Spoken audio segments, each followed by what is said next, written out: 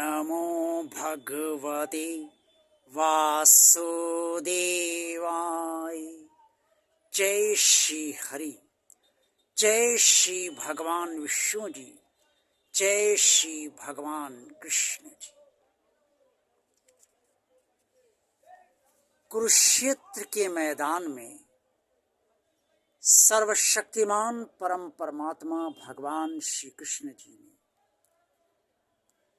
अर्जुन को जो बहुमूल्य ज्ञान दिया, वो ज्ञान आज भी हम सब के लिए उतना ही महत्वपूर्ण है जितना कि द्वापर में अर्जुन के लिए महत्वपूर्ण था। इसी ज्ञान के अंतर्गत भगवान श्री कृष्ण जी ने अर्जुन को ये बताया कि कर्म क्या है, अकर्म क्या है और योगी कौन है।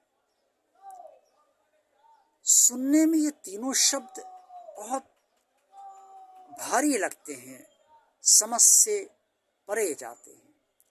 हम समझते हैं कि ये शब्दों का अर्थ हम समझ नहीं पाएंगे, और कर्म, अकर्म और योगी ये सब हमारे वश में नहीं है, हमारे वश के बाहर।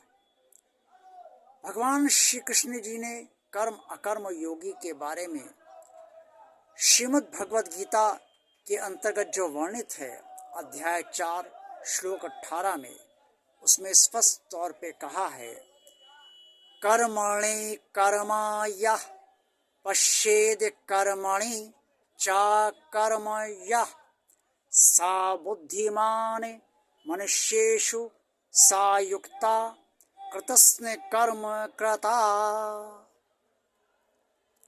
हे पार्थ, जो मनुष्य कर्म करने में भी अकर्म देखता है और अकर्म में कर्म समझता है, वो योगी है और समस्त प्रकार के कर्म को करता है।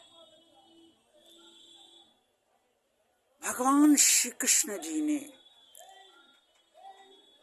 अर्जुन से यही कहा कि कर्मों से वंचित किसी भी मनुष्य को नहीं रहना चाहिए और कर्म सदा करते रहना चाहिए।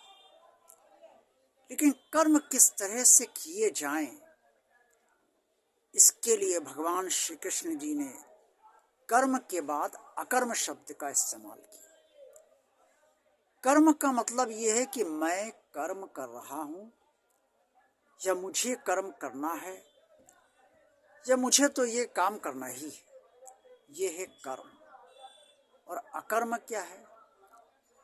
मैं कर्म नहीं कर रहा हूं, मुझसे कर्म करवाए जा रहे हैं। अब ये कौन करवा रहा है? मेरा भगवान करवा रहा है या मेरा भाग्य करवा रहा है, या जो स्थित परिस्थिति है वो स्थित परिस्थिति से के कारण मुझसे कर्म करवाए जा रहे हैं, ये है अकर्म। और योगी क्या है? योगी वो है जो कर्म करता हुआ भी अकर्म को समझता है, यानी कि कर्म तो वो कर रहा है लेकिन कर्म वो कर नहीं रहा है, उससे करवाए जा रहे हैं। और जब ये समझ में आ जाता है तो वो व्यक्ति योगी हो जाता है। अब ऐसा भगवान श्री कृष्ण जी ने क्यों कहा? क्यों कहा पार्थ तू कर्म और से करता हुआ भी अकर्मी बने और अकर्मी से बनता हुआ तू योगी बन जा। ऐसा इसलिए भगवान श्री कृष्ण जी ने कहा कि जब ये आ जाता है कि मुझे कर्म करना है, मैं कर्म कर रहा हूं, मुझे ये सब करना है, तो एक बहुत बड़ा बोझ कभी कभी हम सबको लगता है।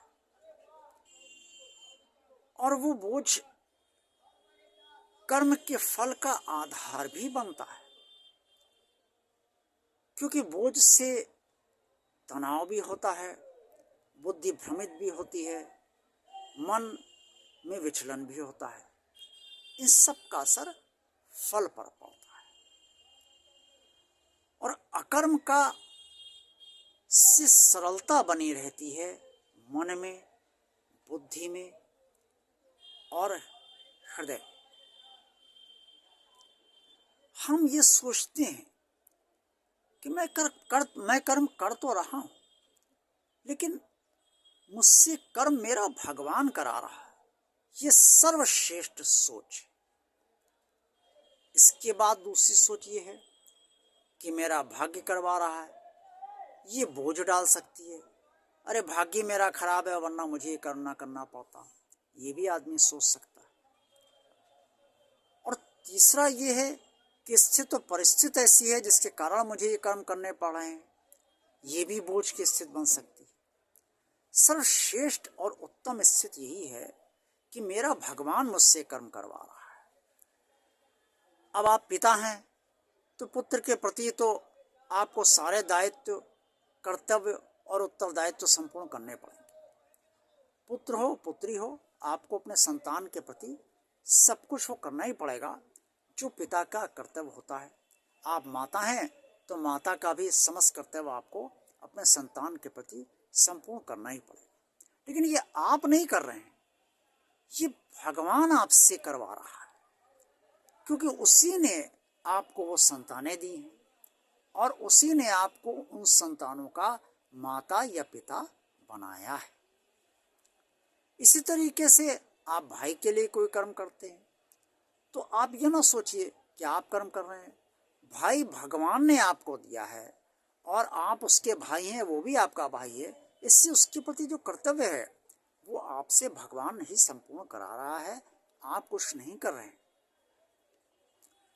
जब इस तरीके से आप सोचेंगे कि ये रिश्ते नाते जो भी जिसके लिए हम कर्म करते हैं वो भगवान ने ही तो हमें दिए। हम किसी के चाचा हैं तो भगवान ने रिश्ता हमें दिया है अपने भतीजे के लिए या अपने भतीजे के लिए। हम किसी के बहनोई हैं तो भगवान ने हमें रिश्ता दिया। इस तरह से जितने भी रिश्ते हैं वो सब भगवान ने ही तो दिए हमें।